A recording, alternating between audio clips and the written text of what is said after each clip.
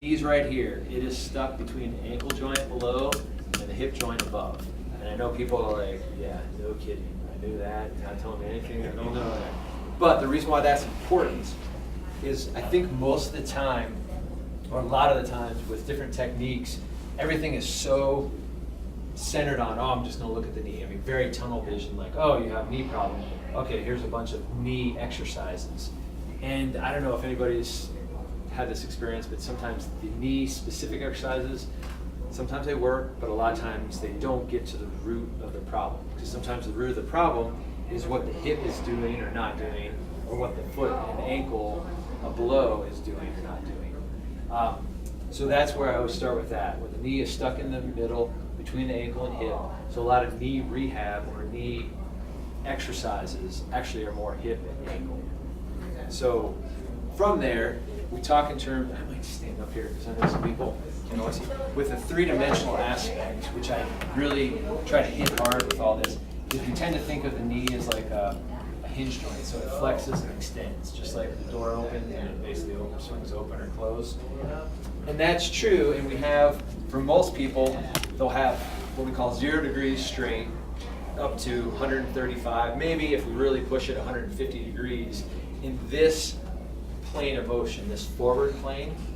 So that's where it has the most motion. The next plane that has some motion in is rotation. So if you sit there, most people can do this while they're sitting, and your feet are both on the floor, you keep your heel down, and you're just gonna rotate, trying to keep everything from the knee up as still as possible. You're gonna rotate out, and you're gonna rotate in. So you're just kind of tapping your toe. You should have 10 to 20 degrees of rotation each way. If you notice, most people will have more rotating out than in. That's pretty normal. So if we add that up, and let's say you have 20 degrees each way, that's 40 degrees in the rotational plane of motion. So we had about 150 forward and back. We have about 40 degrees rotation. And then the third motion that we don't really have a whole lot of movement in is side to side. Most of that is dictated by what happens at our hip and ankle. So the knee, you might have 2 or 3 degrees of side bending. You don't want to have a ton of side bending. That's where you get really nasty pictures that you see like on the NFL, if you look at Facebook, where guys that get in crazy football or wrestling injuries where their knee basically side bends, almost comes right out of place.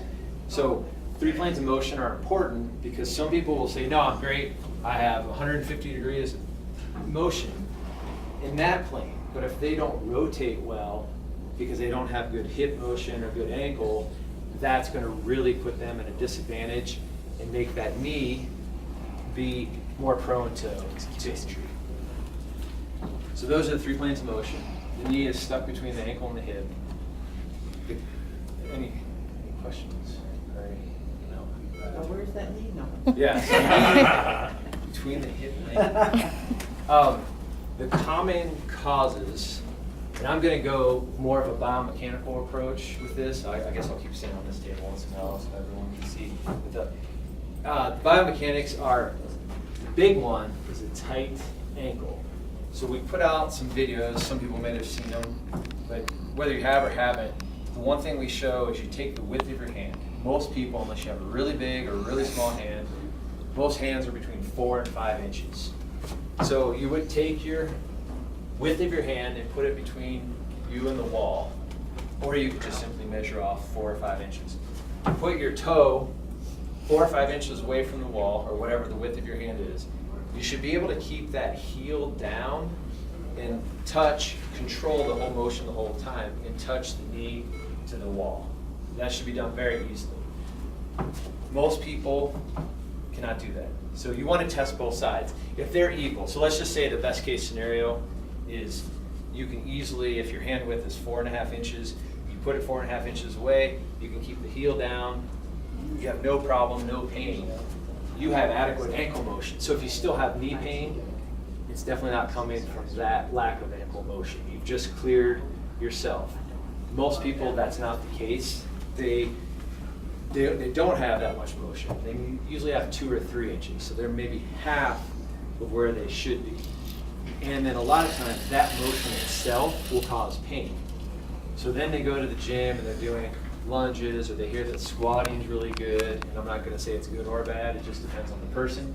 Or they'll do all these exercises, they'll get on the leg press machine, and they'll do a bunch of repetitions and in hopes of getting stronger, but it doesn't help their pain in any way. So a lot of times it's because their ankle motion is not good enough. So if I don't have good ankle motion, every time I go to squat, lunge, or even go up and down steps, my ankle only goes so far, it's going to put a lot more pressure on the knee. If you do that over enough times, for enough years, you'll start to develop arthritis. And then another common cause, most people are kind of like me. So I put my feet together, kind of show this here. They're more bow-legged. We tend to find that the common, or not the common term, the technical term is this varus, but we'll just call it bow-legged. Who cares about what the technical term is? Just to sound fancy, that's why I have it out there. But this varus, what that does, if I get too bow-legged, it's going to compress this inside medial, this compartment of the knee, and put more pressure on the inside part of the knee. And over time, I think it's close to 90%. Most people with arthritis, 90% of the time, it's this internal, this inside part of the knee that wears down. Then the opposite are the people that are knock-kneed. Some people have really flat feet, so that throws the knee joint in. Now they'll compress to get more wear and tear on the outside part. That's apparently somewhere between 10, sometimes up to 20% of people with arthritis. Once in a while, you'll get both sides will wear down. I think that happens because this inside part wears down so much. Eventually, this can only compensate for so long, and then that wears down. And that's when some people will get a total knee replacement, which I guess I'm in the business of trying to help people avoid that. But sometimes there's just a time and place where that's the likely conclusion that a knee replacement is the answer. So biomechanically, those are the main causes. Because that's right, because your question of where the knee is, knee's in the middle. So we talked about the ankle, the hip. The next most common thing, again, I'll just come up here. Another test. I think after this I might pull something up so we can get a real live example of it. We should be able to rotate. So I'm keeping my foot straight ahead. So if we're on a clock, it's like 12 o'clock. I should be able to rotate at least 30, upwards of 45 degrees with going from here to here with my hips. Now the opposite, when we rotate away, and I know my knee is going to go in, and most people think that the knee has to stay straight over the foot, but actually it should be able to give enough motion with that. We could rotate at least 45 degrees, sometimes up to 60 degrees rotating away. So when people don't have much rotation, we go to check and they just barely squeak out a couple degrees. If they don't have much hip rotation, and let's say they don't have much of that ankle mobility, that knee just has nowhere to go. And every stride you take, every squat, every time you go up and down stairs, all those are common complaints. People with knee pain, the knee just doesn't have that much mobility because the ankle and hip don't allow it, and it will wear down faster and have overall more pain. What if your knee's bone on bone, there's no cartilage in between there? That's a problem I have right now. Okay, so that's where you're at. I got all 3 strained ligaments and an unknown body part floating around my knee. All right, so like what can you do about it? Is that what you're asking? Well, Or kind just of, like yeah, what- just yeah. Okay, well, do you want to come up here and see what? All right, so I'm gonna, the one thing about some of these standard patterns is we can test them, like we want to keep that standardized. So some of the tests we would do with everyone, and then if you pass all those, we know, okay, you're good, move on to the next level. But just real quick, so I'll just, real life example, we'll get the width of your hand, which I know people always like, why did I lift my hand? But that just gives us, so you're about 4.5 inches. So just because this is easy to do right here, I'll make this, I'll just put a pin here at 4.5 inches from the wall. So that's going to be your start, where your toe is going to go. The back leg, you can do whatever you want with it. You can hold on to here, so your toes at 4.5 inches, and let's see if you can keep your heel down with each foot. You can do this a couple times. And see if you can touch your knee to the wall. Sometimes we would test this without, and actually, you know what? Let me have you come back here just a little bit, see. And now you go forward a little more. Yeah, so that, I mean, the heel's coming up. Am I supposed to keep it flat? Yeah, you're supposed to keep it flat and be able to touch the knee to the wall. Yeah. So it's still, so, Can you hear it popping? yeah. Those boots might have a bit.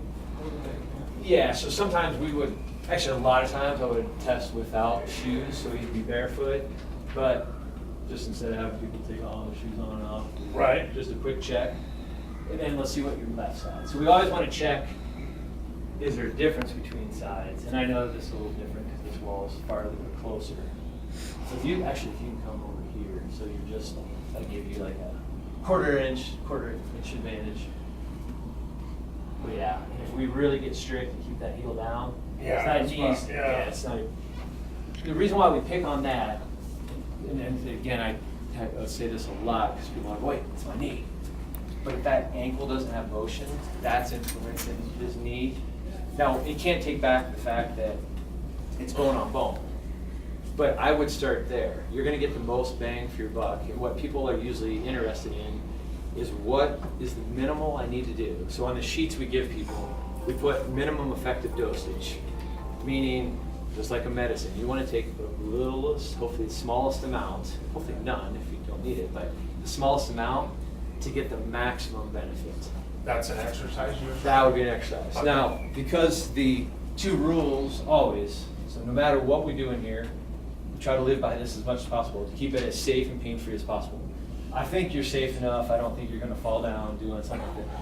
So, but just to state that obvious, but then the pain-free, you might go, well, yeah, it hurts, and that's why my heel comes up, or I just don't have emotion. You're not trying to get all 4.5 inches at once. You might just take, you go, I'm just gonna go 2 inches, because I can actually get there, keep my Okay. heel down.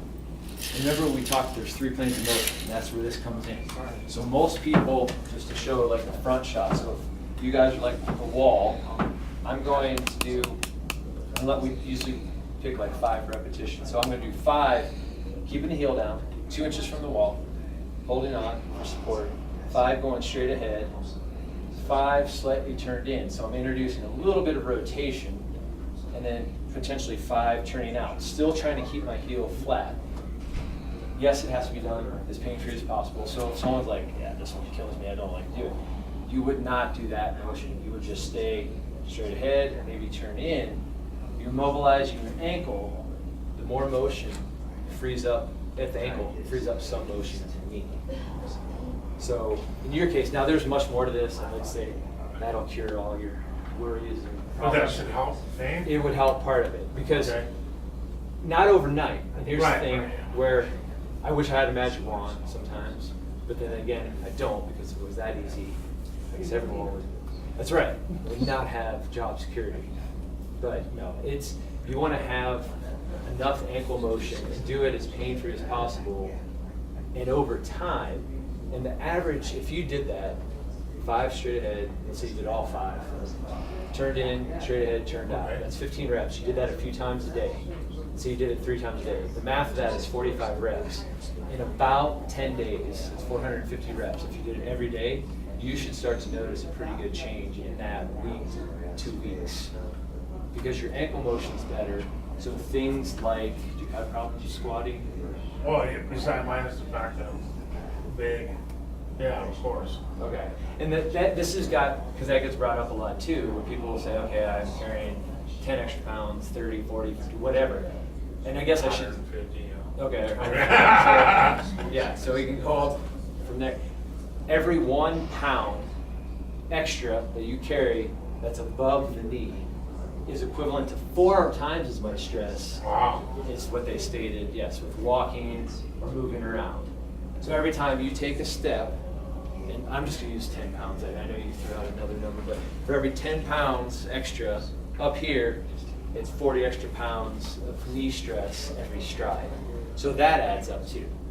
But that's another magic wand thing that we don't have, where if we could just go, wow, your 150 pounds is gone, yeah, a lot of your knee pain would go away, probably, or some of it. Well, in all fairness, I had weight loss surgery in August 17th, and I lost 88 pounds since then. So the pain is lighter, but before I had the surgery, I slipped on my dog's pee, a little puppy I just got. But anyway, that started the problem. Then I went and got the thing, but it's hurt ever since. Then I went and got x-rays and stuff, and he didn't do anything for me, but my knee's pretty much shot. So I just want to, the reason I was coming here is try to, if there's something I can do to reduce the amount of pain. Sure. And there's definitely more specific things, but I know talking to a lot of Right. people at once, again, the minimum effective dosage, I would start with the ground up. That small Okay. little movement would be a start, because it's a chain reaction to help the knee and the butt. Even though there is more to the whole equation. Yes. That's a good part. So we know where the knee is, we know the three-dimensional motion, we talked about the ankle, now there's hip motion. Who else would like to come? Does anybody else have knee pain or? No, I'll be, Okay. I got really bad. Well, perfect, because this will be the hip and the knee test. I'm just sometimes we'll pull over a chair, but I think this gives you enough motion. So with this, let's just start with your left. Does one side hurt more than the other? If I left side. Okay. So let's start with the right then. So I try to do the best side first, or the better side.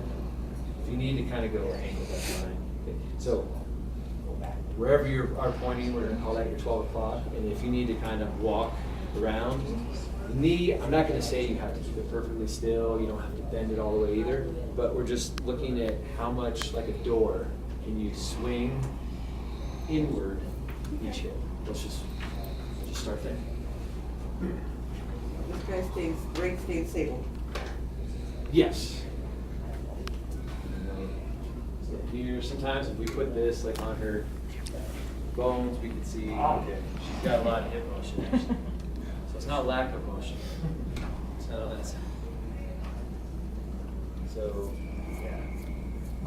yeah, all right. So the only other one I've seen that more than that is a 10-year-old that could almost twist himself there.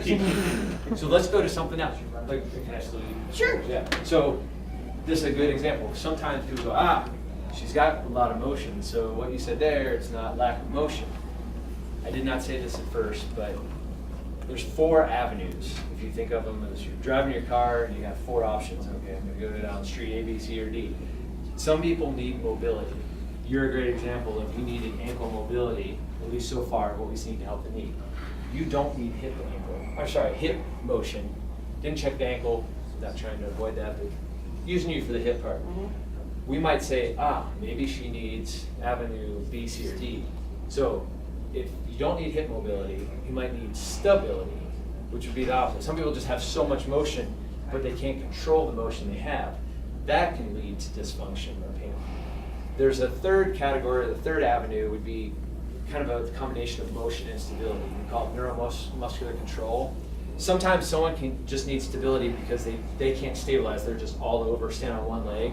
So they need a little more what we call stationary or still stability. Some people need movement stability. That's where motion and stability come together. That's not gonna happen. We'll see what happens. The fourth category, if someone was in acute pain, meaning, my knee is killing me, I don't want to do any of that stuff, I don't want to even check my ankle, everything hurts, that's a totally different avenue where we would do, whether it's ice, heat, all the traditional things that I don't really do a lot in here as much, but just to calm the pain down, we have laser, we have some different things that we could do. That's kind of a fourth category that you have to go down that avenue, and then you can go, okay, now that the pain's down, do they need more stability, mobility, or that neuromuscular control? Here's how we'll start.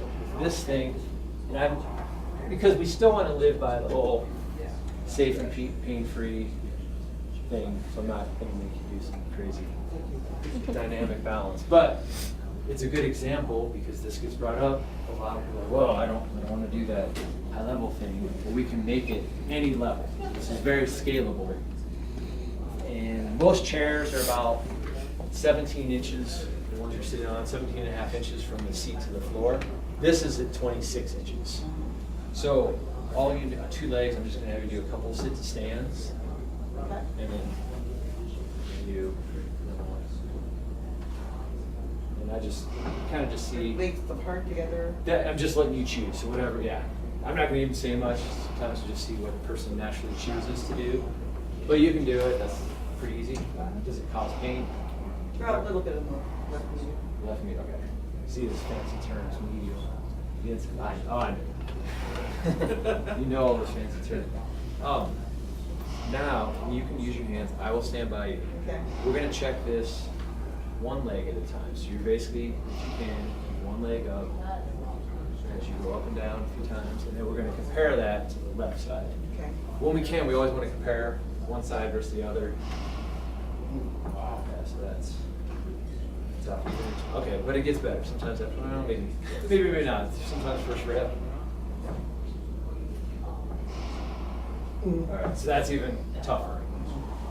All right, so when we find a worse knee, or worser, if that's a word. That's a word. Is that a medical word? Worser knee. So if the worser knee is left, we're gonna go with the right side. Now, how bad is the right thing? Just now, is it? That's interesting. Do you think, because we can modify this, even if we need to take it up higher, do you think you could do 5 times in a row on your right side? Right now?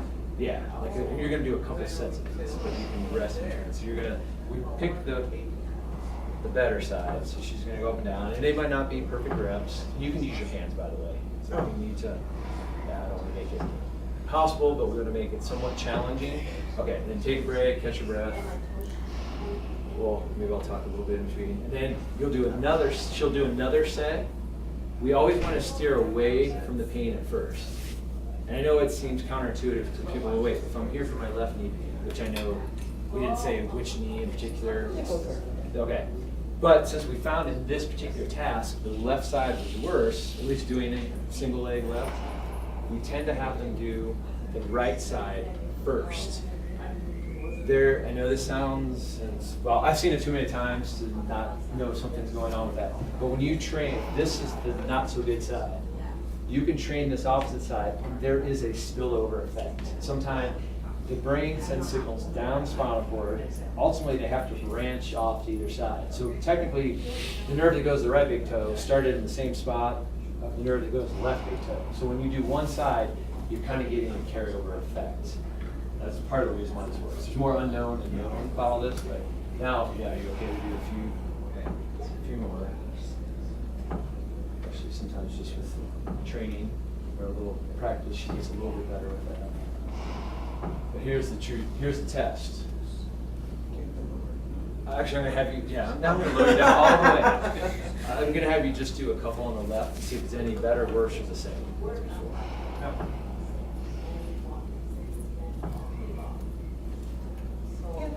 At least she was able to do a couple more. Like you stopped like at 3, first rep, and then 2, 3 went down really high. So again, not a miraculous like, oh, she's cured or anything, but it gives you a little bit of a taste of by doing the opposite side, even immediately, there's a little change. Now it's kind of like that repetition thing. As you do more, in like that ankle for your case, you would do that and the whole 5, 5, and 5, do it multiple times a day. The repetitions add up. And in time, you should be, okay, I can actually go further and get some people to heal that. Your case, that would be more like a neuromuscular control, where you're gaining some neuromuscular control on the right side, but there may be a little bit of a carryover going on the left. Now, we don't know how long that's going to last. You could sit here for a few minutes and then retest, and you're like, oh, I'll get back. But doing that repetitively and emphasizing